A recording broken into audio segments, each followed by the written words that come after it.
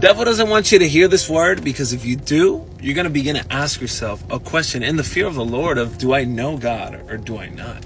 Do I do the little church thing and listen to my little church podcasts and all this stuff? And do I do all the Christian stuff and wear the Christian merch and do all this stuff? But do I know him or not? And it reminds me, before I give you this really quick, it reminds me of, you guys remember the 12 virgins? Might have been the 10 virgins. I'm not really sure right now. But anyway, I think it was the 10. But whatever. The point is that all of the virgins, they knew where the bridegroom was going to be. All of them. They were waiting in the same place. And only 5 got to marry him.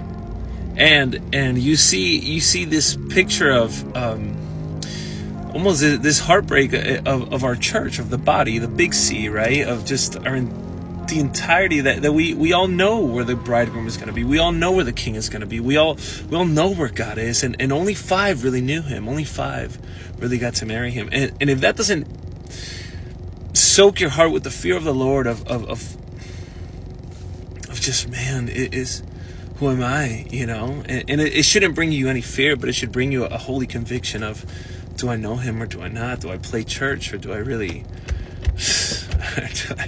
know him? And I'll tell you this, just so you can chill out a little bit.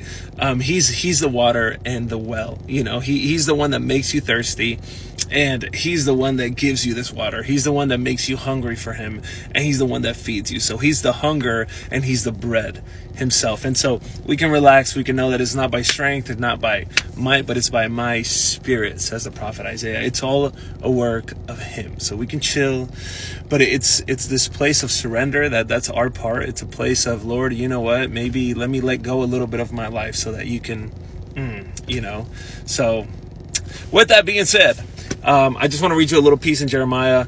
If you read Jeremiah, I promise the fear of the Lord is going to strike you, But anyway, I'll read this really, really quickly. Don't leave just yet. But Jeremiah 9:23, it says, this is what the Lord says. Don't let the wise boast in their wisdom, or the powerful boast in their power, or the rich boast in their riches. But those who wish to boast should boast in this alone,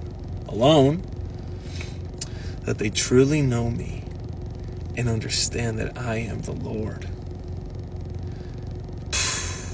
Like, if we're going to boast in anything at all, is that we know the Lord. And, I wouldn't give something out or preach something out that I don't really preach to myself, because this is so convicting in so many levels, and a lot of times we like to do our lives and just sprinkle the seasoning of Jesus. And hey,